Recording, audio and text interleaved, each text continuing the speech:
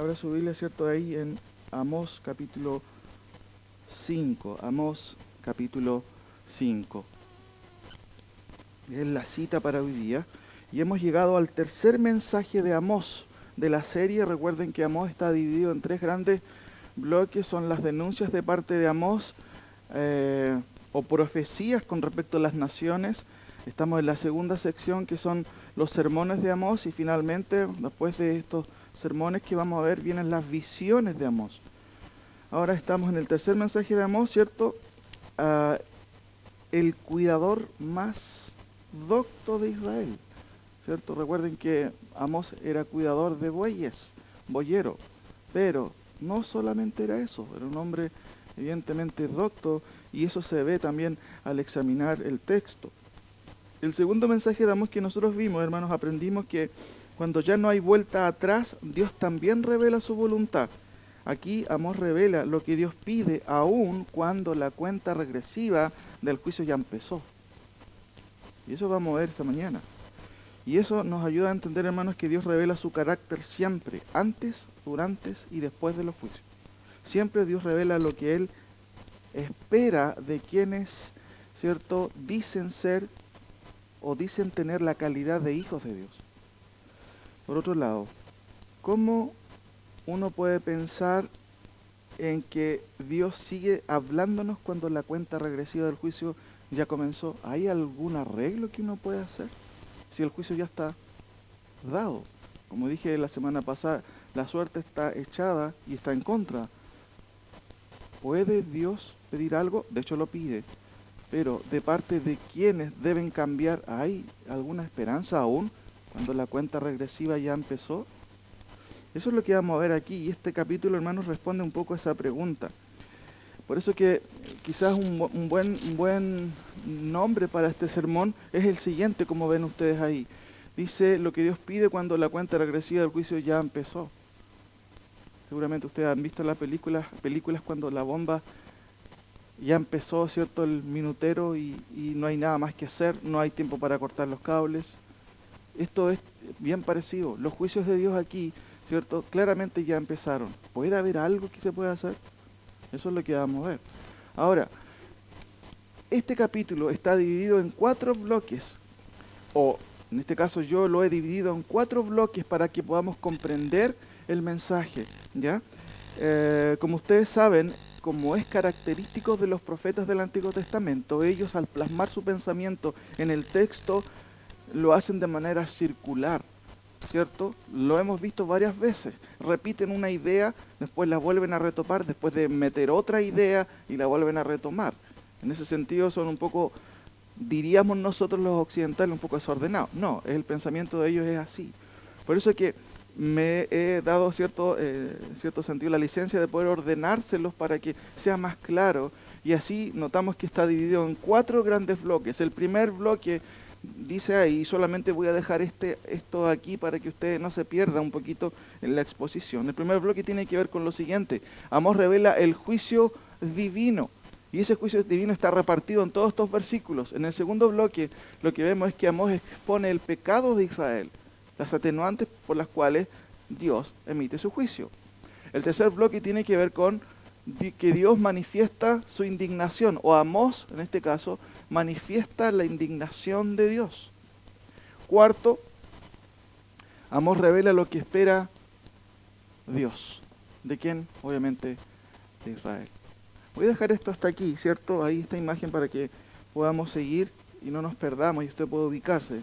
Ok, vamos en el primer bloque y vamos en el segundo. Entonces, antes de ir al primer bloque, quizás tener un momento más de oración. Señor, te damos gracias por tu palabra, gracias porque la tenemos en medio de nosotros. Gracias por mis hermanos que se han dado cita también este día para escucharla y para aprender una vez más qué es lo que tú nos enseñas.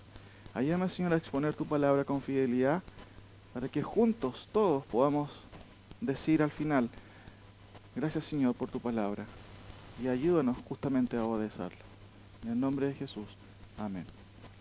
Lo primero entonces, como les dije, hermanos, Amós no es solamente un cuidador de bueyes, es un prolijo escritor, y esto se observa en los versículos y en todo el libro en sí. Y específicamente El capítulo 5 es uno de los capítulos quizás más ricos en cuanto a la retórica de parte del profeta Amós. El versículo 1 al 3 dice lo siguiente: oíd esta palabra que yo levanto para lamentación sobre vosotros, casas de Israel. Cayó la Virgen de Israel y no podrá levantarse ya más. Fue dejada sobre su tierra, no hay quien la levante. Porque así ha dicho Jehová el Señor: la ciudad que salga con 1000 volverá con 100, y la que salga con 100 volverá con 10 en la casa de Israel. ¿Qué vemos en estos primeros 3 versículos? Y tiene que ver con el primer bloque, hermanos, desde el mensaje de Amós, el mensaje de Dios por medio de Amós. Si se nota, o si nota un poco el texto, estamos frente al cuarto imperativo de oíd. Y recuerden, lo que está haciendo Amós, en cierto sentido, es llamar la atención. Oigan lo que les voy a decir. No es solamente un oíd, es oigan, por favor, lo que Dios tiene que decir. Es un imperativo, ¿ya? Segunda cosa que también se observa aquí, hermanos, es que este mensaje se trata de una elegía. ¿Qué es una elegía? La elegía es una composición poética, ¿cierto?, del género lírico que se usa para lamentaciones, valga la redundancia, para lamentar situaciones. También se le llama quina, que es un metro poético que solo se usa en endechas o justamente lamentos.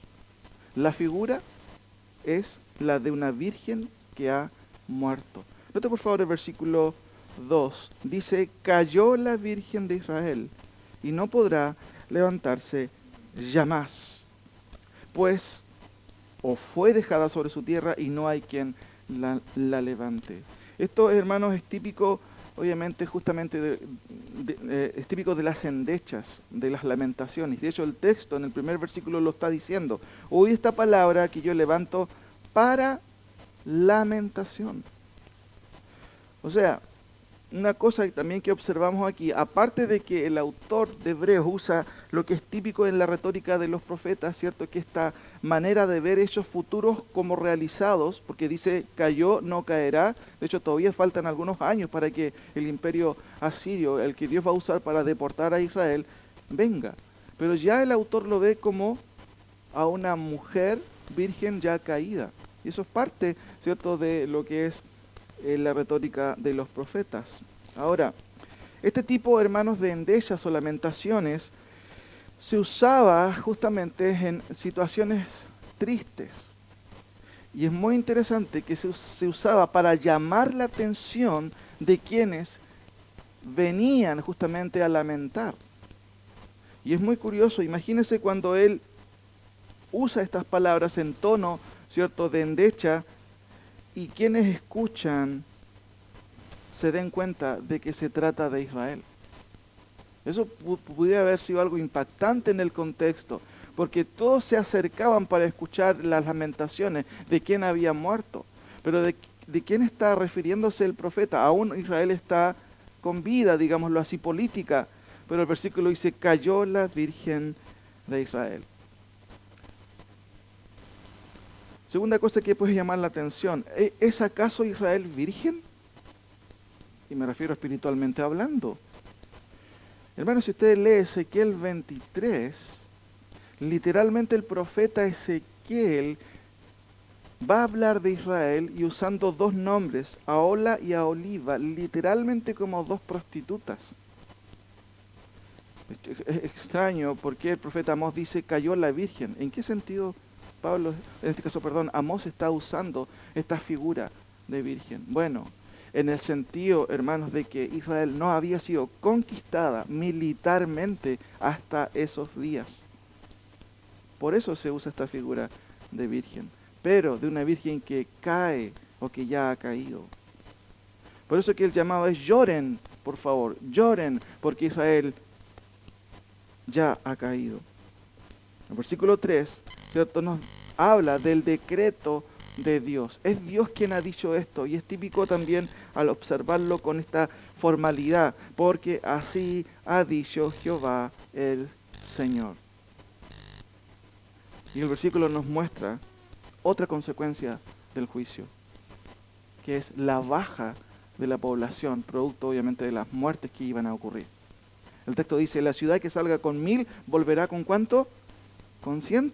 Y la que salga con 100 volverá, miren, con 10. ¿Dónde? En la casa de Israel. Sáltese por favor al versículo 11, porque es la continuación obviamente de este primer bloque que estamos viendo, ¿cierto? El juicio divino revelado.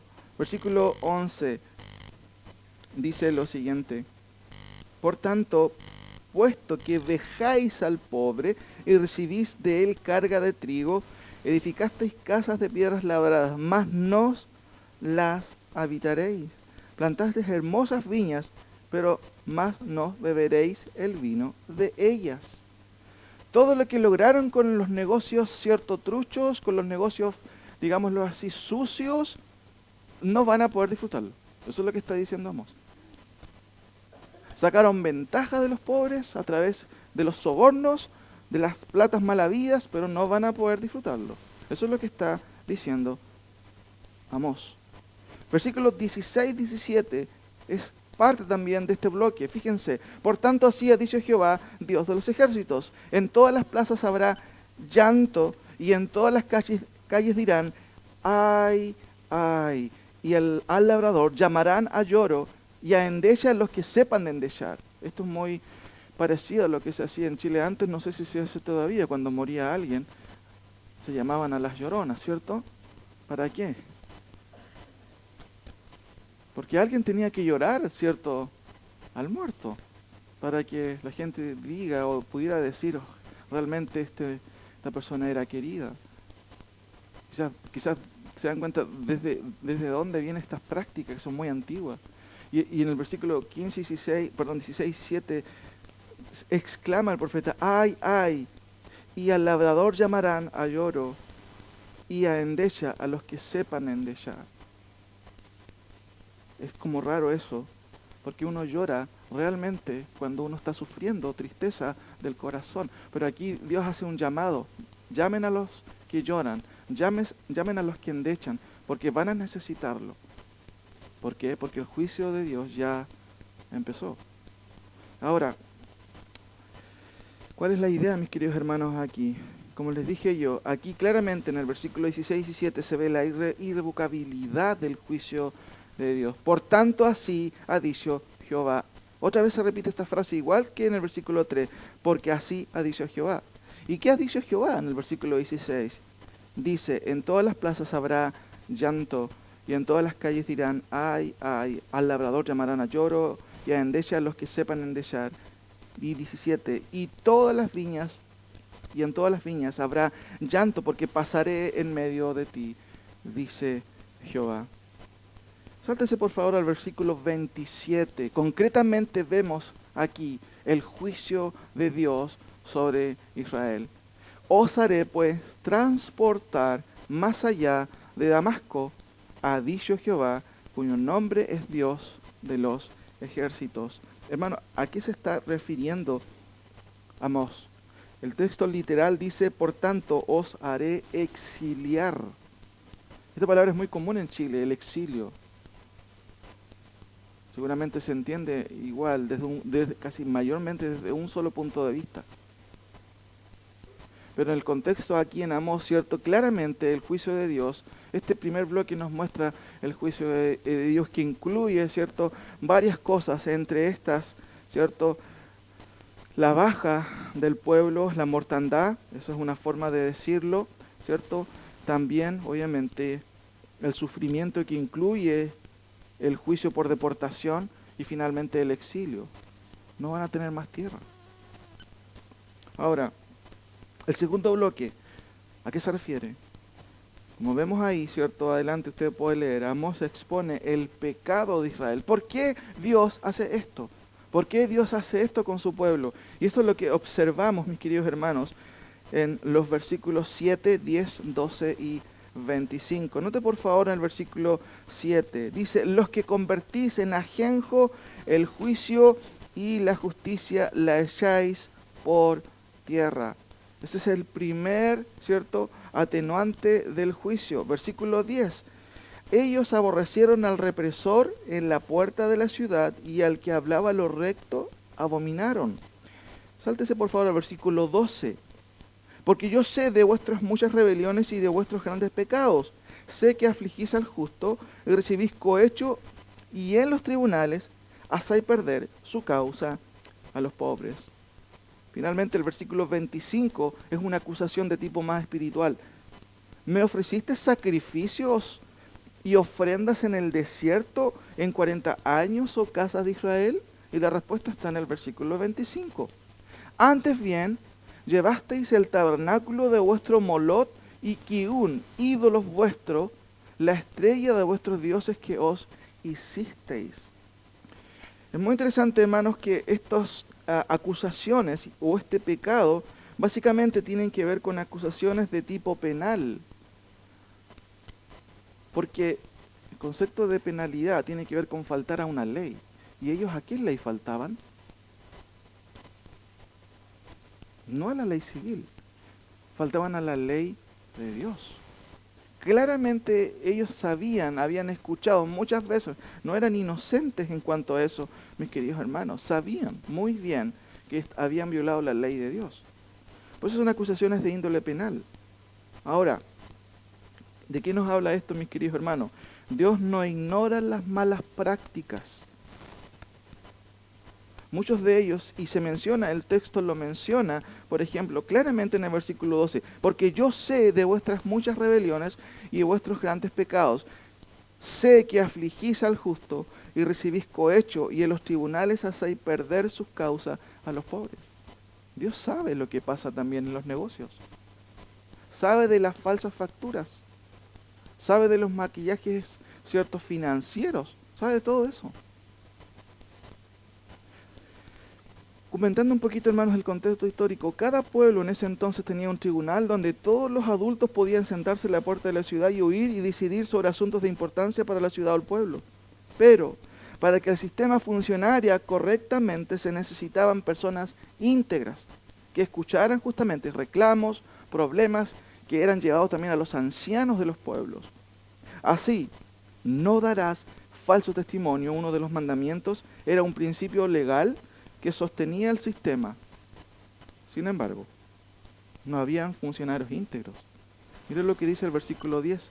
Ellos aborrecieron al represor en la puerta de la ciudad y al que hablaba lo recto, abominaron. Hermanos, no habían hombres íntegros, todos eran corruptos. El sistema era corrupto.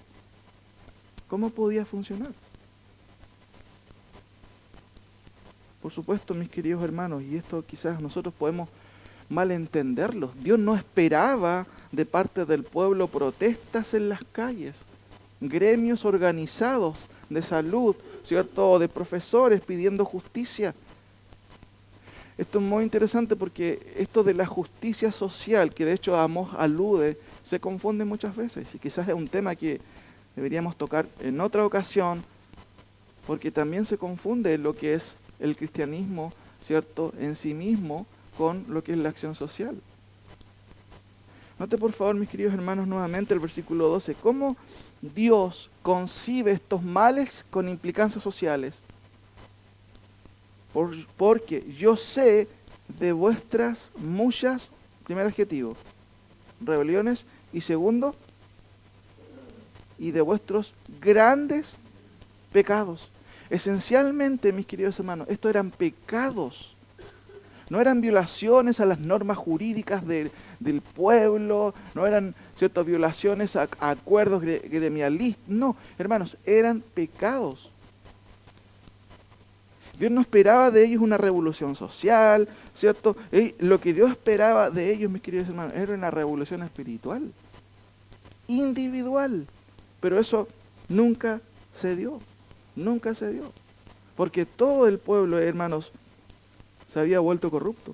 Y por eso Amós hace alusión a las prácticas que hacían muchos de ellos en cuestiones que tenían que ver con el aspecto social, sin duda. Ahora, el tercer bloque, mis queridos hermanos, Amós manifiesta la indignación de Dios. Tercer bloque, Amós manifiesta la indignación de Dios. Y eso lo vemos específicamente en los versículos 21 al 23. El juicio declarado incluye justamente los sentimientos de Dios sobre una nación rebelde, lo cual se expresa de manera enérgica en estos versículos. Y leo a continuación. Abominé vuestras solemnidades y no me complaceré en vuestras asambleas. Y si me ofreciereis vuestros holocaustos y vuestras ofrendas, no los recibiré, ni miraré a las ofrendas de paz de vuestros animales engordados. Quita de mí la multitud de tus cantares, pues no escucharé las salmodias de tus instrumentos. Fíjense en esto, mis queridos hermanos, esto es un poco bastante interesante. Dios nunca deja de manifestar lo que Él piensa con respecto a las acciones que nosotros hacemos. Siempre lo manifiesta. Y en el Antiguo Testamento el relato muchas veces se centra justamente en expresar indignación de parte de Dios con respecto a las acciones, ¿cierto?, de su pueblo, aún las nuestras. Y si notamos un poquito más, aquí hay varias cosas que quiero que usted ponga atención, que son bastante interesantes en cuanto a esto. Esencialmente, en los versículos 21 y 23 se expresa los sentidos, ¿cierto?, de Dios. Así, abominé, no me complaceré, ¿cierto?, en vuestras asambleas. En el versículo 23, quita de mí la multitud de tus cantares, pues no las escucharé. Cuestiones que nos recuerdan los sentidos. No quiero verlas, no quiero escucharlos a ustedes. Ahora, es muy interesante. El versículo 21, hay dos verbos que están juntos. Esto es curioso en el texto hebreo. Pero note por favor, mis queridos hermanos, cómo se escuchan estas palabras, no cómo se leen, cómo se escuchan en el texto hebreo. Son dos palabras muy parecidas y se leen así, o se escuchan así. Maasti, saneti. Las dos terminan de manera similar. Y esto es típico en el texto hebreo y tiene una particularidad en lo que es la retórica del profeta. Se le denomina paromeosis. ¿Y cuál es la idea de la paromeosis? Porque fíjense, mire cómo se escucha nuevamente. Maasti, saneti. Bien parecido. Reina Valera traduce excelente, porque son dos verbos, justamente que podrían haberse traducido como odié o detesté también. Note por favor, mis queridos hermanos, la intensidad de esta frase. Abominé, aborrecí. En este caso, aborrecí y abominé. Esta figura, paromeosis, consiste en la repetición de inflexiones que suenan de un modo similar. Y esto es muy común en el pueblo hebreo. Si usted, de hecho en el día de hoy, la manera de memorización que tienen los hebreos, no sé si se ha fijado ahí en el muro de los lamentos, ellos leen la escritura en voz alta. ¿Por qué creen que la leen en voz alta? Y hacen un gesto así, para adelante y para atrás, constantemente. La leen porque ellos de otra manera, parte de lo que es la pedagogía de la enseñanza, es que ellos hablan, pero también escuchan el texto y con movimiento, ¿cierto?, van como recalcando. Lo sonoro para ellos es muy interesante. A veces las versiones no reflejan la sonoridad de las frases o de las inflexiones del texto. Pero ellos entendieron muy bien esta frase porque la escuchaban y era un golpe para ellos. Por supuesto, la expresión aborrecí y abominé, hermano, no deja de ser clara en la versión que tenemos, que es una excelente traducción también. Ahora, como les dije, hermanos, no es cursilería literaria lo que hace Amós aquí, de repetir inflexiones. No, es propio de la retórica de los profetas para recalcar una verdad. ¿Y cuál es la verdad que hay que recalcar? Que Dios está indignado con el pueblo de Israel. Aborrecí y abominé vuestras solemnidades. Dicho de otro modo, asambleas, cultos especiales, con cantores de Judá, de Samaria, literalmente el texto dice, no las soporto. Eso es lo que dice el texto literalmente, no las soporto. Holocaustos y ofrendas, no las voy a recibir, no me interesan sus ofrendas, sus holocaustos de bueyes engordados, no me interesan. Pero es muy curioso que también en el versículo 23 él se refiera a lo que muchas veces en los templos parece que fuera, no sé, una prioridad la música, las bandas. Yo no estoy en contra de eso, mi querido hermano. No estoy en contra de eso. Pero miren lo que llega a suceder cuando el enfoque es totalmente equivocado. El versículo 23 dice, quita de mí la multitud de ¿qué? De tus cantares. Pues no escucharé la salmodia de tus instrumentos. Música, números especiales, cantantes cristianos, uno podría agregar y un montón de otras cosas. Y él responde, no me interesan, no los voy a escuchar. Y déjeme por favor hacer una aplicación concreta de esto, de lo que experimenté el otro día en el TDUM de Victoria. Sin antes mencionar que el año 2013 el pastor MacArthur predicó un sermón titulado La blasfemia moderna contra el Espíritu Santo. El pastor MacArthur ha sido muy criticado por el mundo pentecostal y carismático. Pero hay que darle gracias, hermano, por lo que él ha hecho, sin duda. Porque también él escribió un libro el año 2013 que se llama Fuego Extraño. Seguramente algunos saben de ese libro, que hace una crítica concreta, directa y precisa a la distorsión que se ha hecho, especialmente en Estados Unidos, porque él escribe en ese contexto acerca de lo que supuestamente debe hacer el Espíritu Santo. Así, él denuncia las consecuencias funestas, hermanos, y deplorables del pentecostalismo, del neopentecostalismo, del carismatismo y del neocarismatismo, que incluye la creencia, ¿cierto?, en esta nueva reforma apostólica, profetas y apóstoles, la simonía, el tema de pactar, pacta aquí con tu dinero, ven a recibir tu milagro, revelaciones extrabíblicas y un montón de cosas que de una u otra manera también las vemos acá en Chile. Pero yo me preguntaba, mientras escribía esto, ¿cuál es la blasfemia moderna latinoamericana? Y uno podría decir chilena del Espíritu Santo. ¿Cuál es la blasfemia? Uno puede pensar en muchas cosas, pero déjeme por favor comentarle una cosa que experimenté literalmente. Todos oímos la siguiente frase: los hermanos pentecostales siéntanse con libertad de adorar al Señor como ustedes lo hacen. Estoy seguro que quien dijo esas palabras ese día no estaba consciente de lo que estaba diciendo. Creo que no tiene la culpa también. Yo estuve ahí, hermano, y fui testigo ocular de lo siguiente. Y déjeme relatárselos, por favor, para que usted también pueda entender a qué me refiero.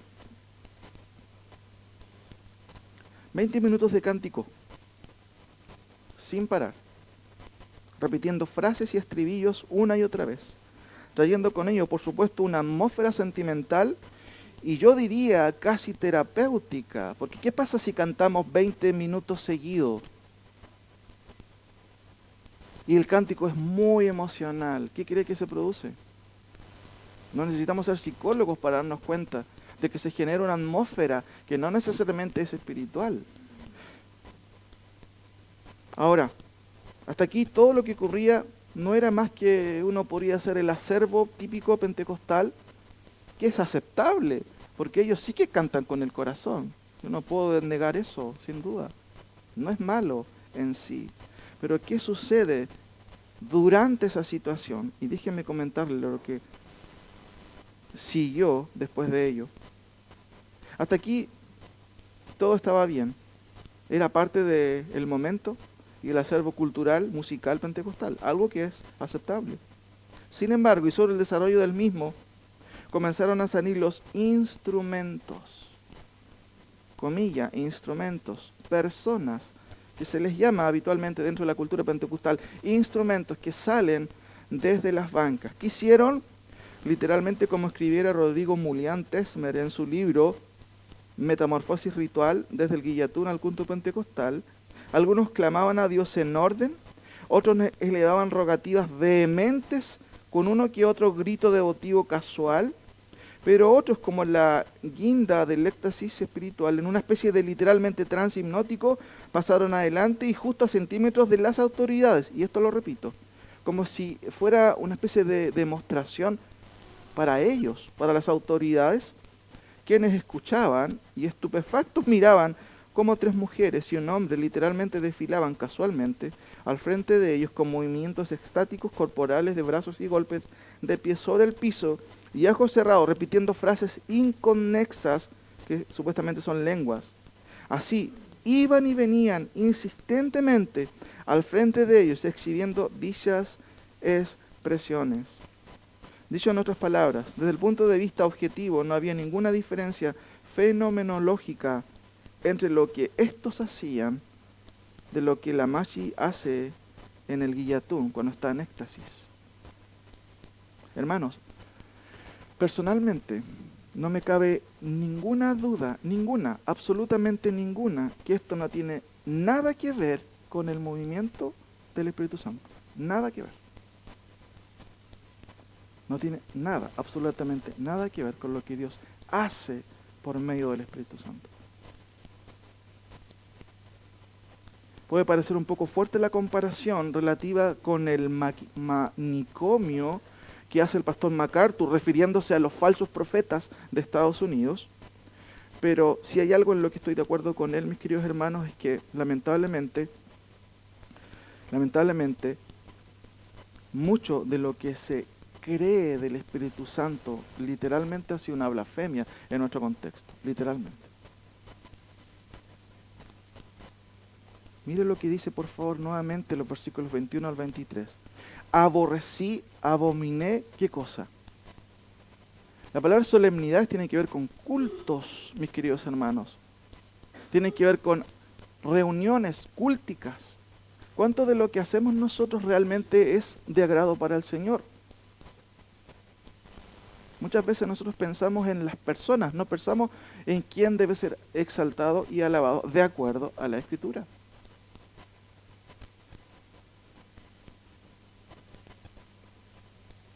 Un par de días también observaba un culto online. Esto es muy común, grabar cultos online y que todas las personas lo puedan ver en las redes sociales. El otro día veía un culto de jóvenes en las redes sociales, pero parecía una disco, hermano. ¿Por qué una reunión de jóvenes tiene que tener luces de todos colores? Dígame usted. Una banda adelante, jóvenes, una especie como digamos, de sala sin bancas, todos parados, pero literalmente era, si alguien no entendiera el contexto, diría, este debe ser un show, pero en el día de hoy como que se ha transformado, muchas veces los cultos justamente se adaptan a las personas. Y me acordaba, hermanos, no era imposible no hacer esta conexión, porque el texto claramente está diciendo aquí lo mismo en cuanto a lo que hacían los israelitas. Llega el Señor a decir, abominé, detesté, no soporto las reuniones que hacen, no las soporto. Los holocaustos que hacen, la manera en que vienen a entregar adoración, cuando en la semana son todos unos corruptos, no los soporto, no los voy a escuchar. Y eso me hacía pensar a mí muchas veces, hermanos, que tenemos que tener cuidado con esto de poder hacer una liturgia bíblica. De hecho, lo hemos hablado muchas veces. La iglesia no está para entretener a las personas. No. El culto debe ser enfocado siempre al Señor. Cada cosa que hacemos debe ser entregado para Él, no para nosotros. Si hemos venido esta mañana, ¿a qué hemos venido? Es porque sentimos la necesidad de sentir, ¿cierto? Sentimos la necesidad de adorar al Señor, que Él se merece toda la honra y la gloria, no nosotros. ¿Se da cuenta, hermanos, que Amós es tan pertinente para el ayer como para el hoy? Profetas, ¿qué tiene que ver profetas con el día de hoy? Tiene mucho que ver. Abominé, aborrecí vuestras asambleas. Cuarto bloque. Amós revela lo que espera Dios. ¿Qué espera entonces Dios? De un pueblo rebelde, un pueblo que no hace caso, un pueblo corrupto en sus prácticas internas y en lo espiritual, un desastre. ¿Qué espera Dios? Hermanos, muchas veces uno se pone a pensar que en el sentido a veces evangelístico, hay muchas personas que tienen más amor que Dios a veces, eso es muy curioso. Y en ese afán de tener más amor de Cristo incluso, distorsionamos lo que es el mandato bíblico de evangelismo. No queremos que la gente se sienta mal, no hablamos de arrepentimiento. Pero la Biblia habla de arrepentimiento. ¿Exige el arrepentimiento? Sin duda. Dios exige al hombre creer, pero debe arrepentirse. Ahora, en este cuarto bloque, mis queridos hermanos, Dios revela lo que Él espera. Y esto es muy interesante. Por favor, acompáñenme al versículo 4. Mire qué gráfico este versículo. Quizás es uno de los versículos clave del libro. Pero así dice Jehová a la casa de Israel: buscadme y viviréis. Buscadme y viviréis. Hermanos, si usted notó el texto con cuidado, este verbo se repite 4 veces. Versículo 4, buscadme y viviréis. Versículo 6, ¿qué dice su Biblia? Buscad a Jehová. ¿Qué dice el versículo 8? Buscad al que hace las Pleiades y el Orión. ¿Quién es ese? Es Dios. ¿Qué dice el versículo 14? Buscad lo bueno y no lo malo. El énfasis es claro. Busquen al Señor. Ahora, algunas cosas antes de concluir. Esto es muy curioso. Note por favor el versículo 4 de nuestro capítulo. ¿Cierto? Ya lo leímos, ¿cierto? Pero así dice Jehová a la casa de Israel: buscadme y viviréis. Y mira lo que dice el 5. Y no busquéis, ¿a qué cosa? Betel era una ciudad, ¿cierto?, en el norte, que era un centro de adoración para el Señor, pero que se había distorsionado totalmente. Era como decir, ya vamos a las fiestas religiosas, pero ¿qué se hacían esas fiestas religiosas? Estaba todo distorsionado, estaba todo cambiado. Seguramente habían shows para las personas y no cultos de verdad en adoración para el Señor. Pero el texto dice, miren, y no busquéis a Betel, ni entréis en Gilgal, ni paséis a Berseba. Curiosamente, miren lo que dice el capítulo 4, versículo 4. Mire lo que dice su Biblia. ¿No le parece algo interesante? ¿Qué dice ahí? Id a Betel. Es muy curioso. Pero eso es parte de la retórica del profeta. Recuerden los que estuvieron el último sermón de Amós. No se está contradiciendo Amós. Aquí está diciendo, ¿quieren ir a Betel? Bueno, vayan. Les gusta, porque a ustedes les gusta ir para allá. Les gusta mucho. Vayan. Y el texto añade, id a Betel y prevaricad y aumentad en Gilgal la rebelión. Y traed mañana vuestros sacrificios y vuestros diezmos. Lo que está diciendo el profeta en ese contexto es, bueno, vayan, hagan lo que ustedes siempre hacen. Prevarican por un lado, son rebeldes, pero vengan el domingo y hagan que nada ha pasado, como que son los creyentes más piadosos que hay. Eso es lo que está diciendo Amós.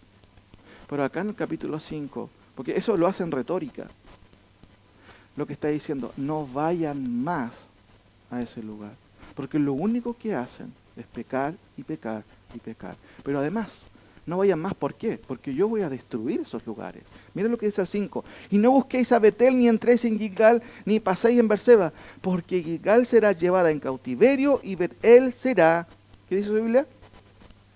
Se acabó la diversión, queridos israelitas. Eso es lo que está diciendo Dios. Pero después de decir esto, buscadme y viviréis. Hermanos, y esto me lleva a algunas cositas que quiero mencionar. Muchas veces, en cuestión de fe, las personas buscan llenar huecos interiores basados en nociones de pertenencia. ¿Qué quiero decir con esto? Muchos prefieren permanecer en iglesias donde jamás se predica la Escritura, pero por una cuestión de pertenencia, de ser parte de eso, se quedan ahí. Los israelitas tenían, en cierto sentido, un apego con Betel, una especie de pertenencia. No es que tenemos que ir, son las fiestas religiosas de este mes, tenemos que ir. Puede que no haya nada de piadoso en eso, pero la costumbre llega a ser el elemento de pertenencia que lleva a las personas a estar unidas a algo. Como les dije, muchas personas jamás van a hacer cambios radicales en su vida porque aman más las cosas que al Señor. Aman más la comunidad, un templo, ¿cierto? Porque se les regala dulce a los niños en Navidad, o porque se celebran los cumpleaños de los hermanos. Esas son las cosas que muchas veces la gente, ¿cierto?, conecta con el concepto de pertenencia. No es que allá me saludan los hermanos. Puede que no haya escritura, puede que que Cristo no sea lo principal, pero la pertenencia a esa persona que lo hace estar unido a estas instancias son otras cosas de segunda categoría, tercera categoría, quizás última categoría, y no lo principal. Por eso es que Dios dice, y no busquéis a Betel. ¿Qué había ahí en Betel? Que ellos siempre iban. Por eso es que en el contexto anterior, en el capítulo anterior, le dice, bueno, vayan, a ustedes les gusta ir ahí, les gusta.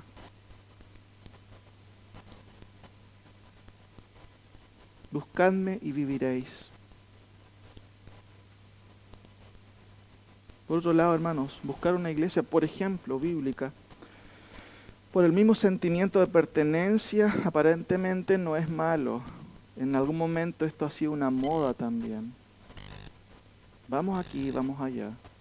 Pero si no hay contenido y si la búsqueda no está basada desde el corazón en buscar al Señor, hermano, es un colapso a largo plazo. Es un colapso a largo plazo. He visto algo de ello en nuestro contexto. Es popular leer a los autores reformados en el día de hoy. Muchos jóvenes lo hacen. Es popular leer a los puritanos.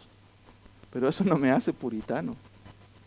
Es popular estar en una iglesia reformada, pero eso no necesariamente me hace tener reformas de mi corazón que se apeguen a la Escritura. Buscadme y viviréis implica otra cosa incluso más importante que las que acabo de mencionar. ¿Cuál es? La voy a mencionar al final. Por favor, mire lo que dice el versículo 6. El segundo, buscad. Buscad a Jehová y vivid, y no sea que acometa como fuego a la casa de José y consuma sin haber en Bet-el quien lo apague. Vuelve a subrayar Amós la idea anterior, poniendo el acento en la advertencia, dejando ver aún la idea de hay un tiempo aún, por favor. Reaccionen. Versículo 8. Ahí, buscad, el tercer imperativo. Es un llamado a los que tergiversan el juicio y la justicia en Israel, porque está a continuación del versículo 7. Los que convertís en ajenjo el juicio y la justicia la echáis por tierra. Bueno, ustedes busquen, ¿a quién? Al que hace las Pleiades y el Orión, constelaciones, estrellas. Y es muy interesante, porque Amós habla de Dios apelando a su poder, hermanos. ¿Por qué nos remite a esto? ¿Por qué simplemente nos dice buscad a Jehová? ¿Por qué añade teología? Esto es muy interesante. Y el texto claramente lo dice ahí. Buscad al que hace las Pleiadas y el Orión. Y agrega otra cosa más. Y vuelve las tinieblas en mañana y hace oscurecer el día como noche. El que llama las aguas del mar y las derrama sobre la faz de la tierra. Bueno, ¿quién es? Jehová su nombre. Hermanos, Amós pone de relieve la soberanía de Dios sobre las estrellas, pero también sobre los hombres. Dios tiene el control, no ustedes. Ustedes piensan que yo no me doy cuenta de sus negocios, de sus sucios negocios, de sus oscuros negocios. Yo me doy cuenta. No se olviden, yo soy el que ha creado todo, el que controlo las estrellas, la tierra, el agua. ¿Quién es? Jehová es su nombre, eso es lo que está diciendo. Fíjense por favor en el versículo 14, el último buscad de este cuarto bloque. Dice el texto ahí, buscad lo bueno y no lo malo para que viváis, porque así Jehová de los ejércitos estará con vosotros, como decís. Ahora, hay una cosa importante de aquí, mis queridos hermanos. Este cuarto buscad es un llamado a la ética condicionada. Es condicional, a eso me refiero. Buscad lo bueno y no lo malo. ¿Para qué? Para que viváis y así Jehová, Dios de los ejércitos, estará con vosotros. Hermanos, ellos sabían lo que era malo y bueno. Y también, justamente, lo que a Dios le detestaba. Dios se los había dicho por medio de los profetas, por medio de la ley, por medio de los mandamientos. Sin embargo, Dios no solo estaba pidiendo una actitud ética correcta, porque esto de hacer lo bueno y lo malo apunta a lo ético. Hermanos, Dios pide otra cosa un poco más allá. Note por favor las primeras frases del versículo 15, porque son la antítesis, o en cierto sentido, es la expansión del versículo 14 es como un paralelismo. Buscad lo bueno y no lo malo. Fíjense la primera frase del 15. Aborreced el mal y amad el bien. Son paralelos que nos describen algo que es el cambio bíblico que aprendimos hace un tiempo atrás con el pastor Cristian. ¿Qué es el cambio bíblico? No es solamente buscar lo bueno. Implica, ¿qué cosa? Buscar lo bueno y no lo malo. Pero también una reacción, hermanos, que nos saque de la ambigüedad. Y hermanos, esto sí que es común a veces en el pueblo evangélico, la ambigüedad. El responder no sé. Y tú te comprometes o no. No, yo estoy ahí, entre Tongoy y los filos. No, no hay que comprometerse tanto, no muy religioso, no muy fanático, pero tampoco muy frío al medio. Hermanos, miren lo que dice el texto. Buscad lo bueno y no lo malo para que viváis. Pero el versículo 15 es diría yo, hermanos, es un golpe de tipo knockout a la ambigüedad. Porque no solamente basta con buscar lo bueno y aborrecer lo malo. Dios lleva un poco más allá del estándar. Nosotros no podemos ser indiferentes a lo que es malo. ¿Cómo dice el texto? ¿Qué le parece la palabra aborrecer, hermano? ¿Acaso es suave? Muchas veces somos súper ambiguos nosotros. No me parece tan malo. Cuando es evidentemente malo desde el punto de vista de Dios. No, hay que buscar lo bueno, sí, hay que buscar lo bueno. Y aborrecer lo malo. Pero no eres capaz y no somos capaces de denunciar lo que es malo. No, lo que pasa es que no, que cada persona vive a su... Hermanos, miren lo que dice el texto. Aborreced el mal y amad el bien. Es evidente que frente a lo que es bueno hay una antítesis incluida éticamente hablando. Cuando muchas veces uno como padre puede caer en esto. Cuando uno ve una rebeldía en los hijos, muchas veces los padres se ríen. ¡Ay, qué lindo el niño! Está haciendo pataletas y mira cómo golpea a su madre. Hermanos, personalmente cuando veo eso, me arden las manos. Porque eso es no entender, hermano, que desde el punto de vista bíblico, eso es malo y merece un castigo. Y como padres muchas veces nosotros somos o fallamos en eso. Personalmente cuando veo eso trato de corregirlo en el acto. En el acto. Hermanos, no nos servimos a nosotros, servimos a un Dios celoso. Buscad lo bueno y no lo malo. Aborreced lo malo y amad el bien. Una actitud radical es lo que pide Dios. No sean ambiguos. No sean ambiguos. Y lamentablemente Israel en realidad cayó en eso y no volvió a retornar. Por eso que es muy interesante al observar el mensaje de los profetas, que hay algo que se revela desde el Antiguo Testamento que jamás el hombre ha podido y podrá hacer por sí mismo, que es que Dios da a sus escogidos un corazón nuevo.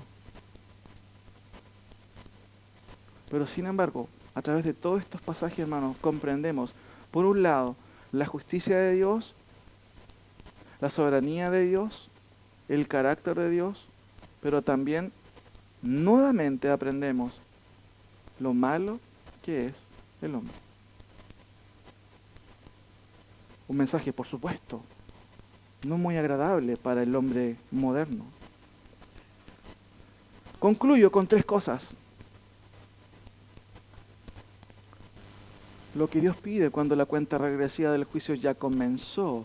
Fíjense por favor, antes de mencionar 3 conclusiones solamente.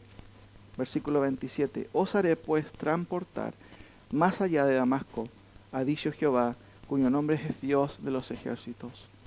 La cuenta regresiva ya estaba. Solamente pasaron un par de años más cuando esto vio su cumplimiento. Pero hermanos, ¿qué Dios pide? 3 conclusiones quiero mencionar aquí.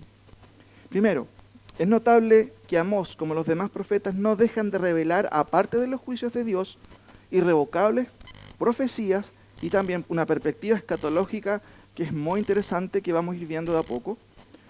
Aparte de eso, hermanos, nosotros vemos en los profetas claramente algo que muchas veces no se ve, que es el carácter de Dios. Es teología pura. Yo le podría preguntar a usted, ¿quiere aprender teología? Venga a escuchar la palabra de Dios, simple, nada más. No se inscriba en un curso de teología, es el curso máximo. No, basta con que usted escuche la palabra del Señor y va a aprender teología. ¿Quién es Dios? Necesitamos llegar al Nuevo Testamento para darnos cuenta quién es Dios. Todas las páginas del Antiguo Testamento hemos estado viendo, nos enseñan quién es Dios. Y nosotros necesitamos saber quién es Dios. Note por favor el versículo 8 nuevamente. Buscad al que hace las Pleiades y el Orión. Y vuelve las tinieblas en mañana y hace oscurecer el día como noche. El que llama las aguas del mar y las derrama sobre la faz de la tierra. ¿Quién es su nombre? Jehová. ¿Qué aprendemos de él? Eso es soberanía total. ¿Quién está en control? Dios está en control. No los hombres, aún los perversos piensan que pueden manejar su cosa. Amos dicen no, busca al que hace las Pleiades y el Orión, las estrellas del universo. Pero miren qué interesante en el versículo 14, dice algo también importante. Buscad lo bueno y no lo malo para que viváis, porque así Jehová, Dios de los ejércitos, estará con vosotros. Miren lo que dice Amós. Si se dio cuenta, habla de Dios como quién, como Dios de los... ¿Cuántas veces se repite en este capítulo Dios de los ejércitos? ¿Notó? ¿Notó cuántas veces se repite? 4 veces Dios de los ejércitos. ¿Será que Amós es tautológico en el sentido de redundante? ¿Se equivocó? Hermanos, es muy interesante que una de las características de Dios es que Dios es Dios de los ejércitos. El texto hebreo lo menciona de esta manera, Adonai Tesebaot.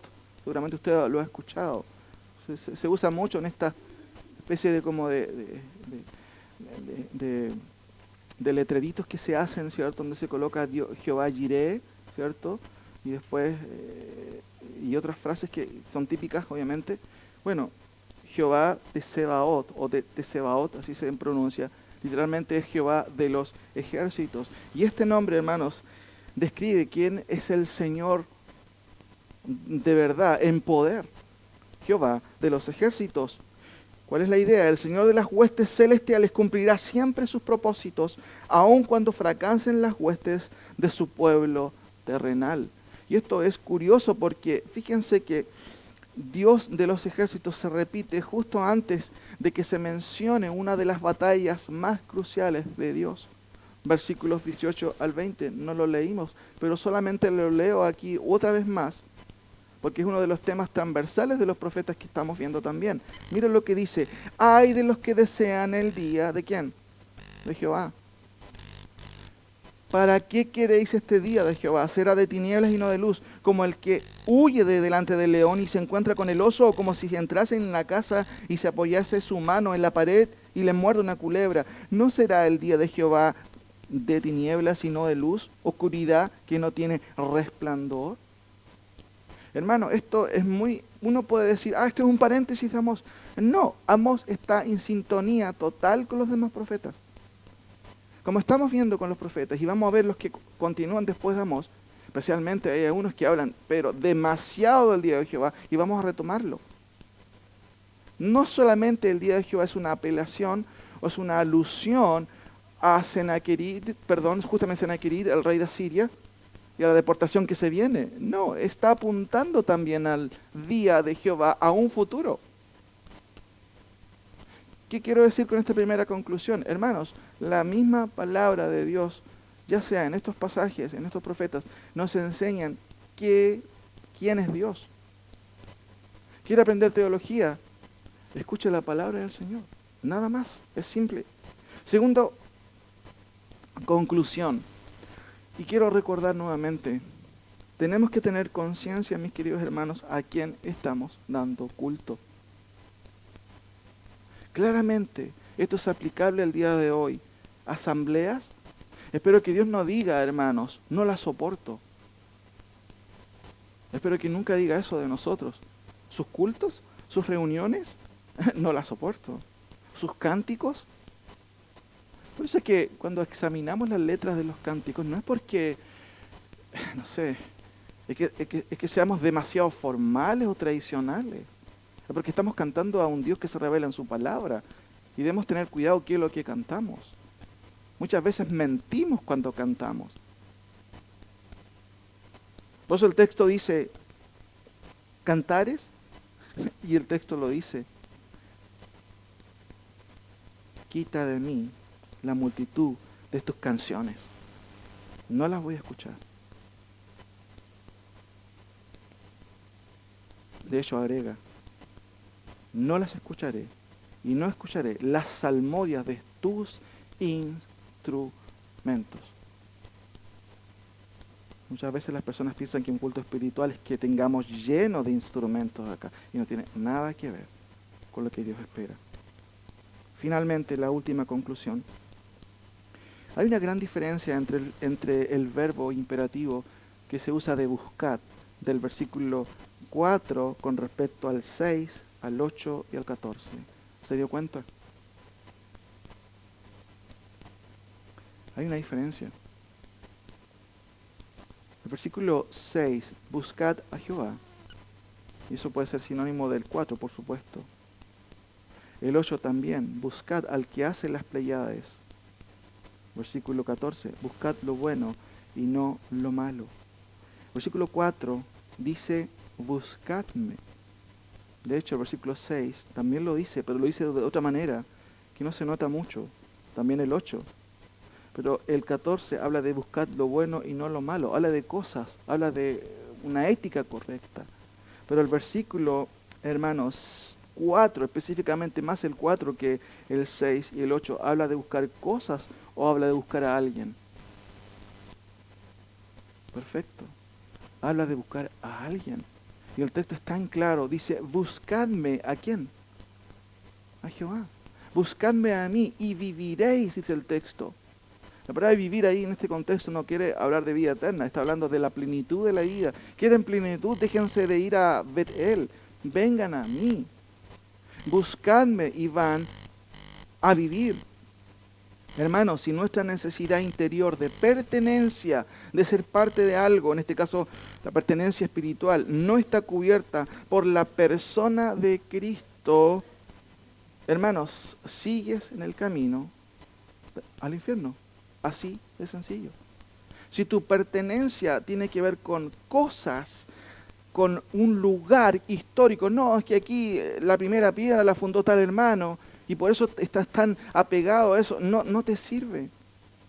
El texto dice, buscadme, ¿a quién? A Jehová, a Dios, a mí, y viviréis. Y eso es una aplicación concreta para nosotros de buscar a quién debemos de buscar, a una persona, no a cosas. Y fíjense por favor cómo el apóstol Pablo lo dice en Filipenses capítulo 3. Y con esto termino porque me parece una aplicación notable de parte del apóstol. Buscadme y viviréis. La necesidad de pertenencia, hermanos, imperiosamente debe estar ligada, no a cosas, insisto, sino a una persona. Miren lo que dice Pablo de manera sencilla en el versículo 10 del capítulo 3. Nota el sentido de pertenencia que tiene Pablo. Dice, y ser hallado en él. ¿Quién es él en el contexto? Es Cristo. Y ser hallado en Cristo, no teniendo mi propia justicia que es por la ley, sino la que es por la fe de Cristo, la justicia que es de Dios por la fe en Cristo. Y ser hallado, hermanos, no solo indica una perspectiva y una esperanza futura, también señala una actitud presente de relación bajo su gracia redentora. No eres hallado en Él si no estás en Él. Puede que estés aquí en un templo, puede que estés en centros bíblicos, en cualquier otra institución o corporación, pero si no estás en Cristo, hermanos, no estás bajo la gracia de Dios. Y no puedes decir con el profeta o responder a lo que dice el profeta, buscadme y viviréis. No puedes hacerlo. Por eso que Pablo cuando dice, y ser hallado en él, me está diciendo que él gozaba estar con Cristo. ¿Y cómo lo sé? ¿Y cómo lo sabemos? Fíjense lo que dice a continuación del versículo. Y ser hallado en él, no teniendo mi propia justicia que es por la fe, sino la que es por la fe de Cristo, la justicia que es de Dios, por la fe, ¿a fin de qué? ¿Qué dice su Biblia en versículo 11? ¿A fin de qué? A fin de conocerle, a fin de conocerle y el poder de su resurrección y la participación de sus padecimientos, llegando a ser semejantes, miren, a él en su muerte, si en alguna manera llegase la resurrección de entre los muertos, a fin de conocerle. ¿Por qué Dios repite? Buscadme y viviréis. Buscad al que hace las Pleiades y el Orión. ¿Por qué creen que repite eso? Además, porque la vida en plenitud está solamente en Él. Buscadme y viviréis. Se trata hoy de una persona. Se trata del Señor Jesucristo.